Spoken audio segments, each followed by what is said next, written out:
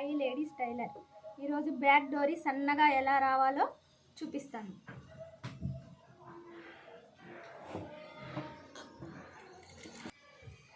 ఇలా double stitch వేసుకున్న తర్వాత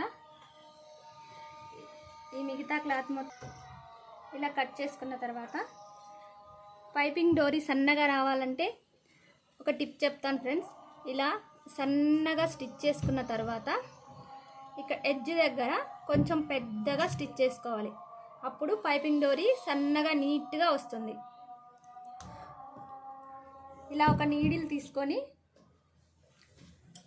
మనం ఉక్సులకు ఎక్కించుకున్నట్టు దారం తీసుకొని ఇలా నీడిల్ తీసుకున్న తర్వాత ఇందులో ఒక లేయర్కి మాత్రమే ఈ సూదిని ఇలా కుట్టాలి.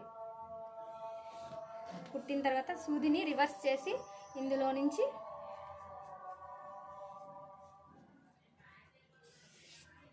ఇలా బయటికి తీసి